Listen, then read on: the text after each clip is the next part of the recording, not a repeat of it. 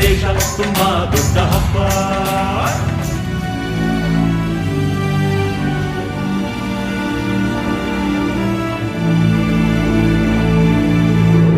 ಈ ಮಣ್ಣಿನಲ್ಲಿ ಈ ಗಾಳಿಯಲ್ಲಿ ಉಸಿರಾಡಿದೆ ಓಂಕಾರವೇ. ಈ ನೀರಿನಲ್ಲಿ ಈ ಹಸಿರಿನಲ್ಲಿ ಜಯ ಭಾರತಿ ಜಯ ಘೋಷವೇ.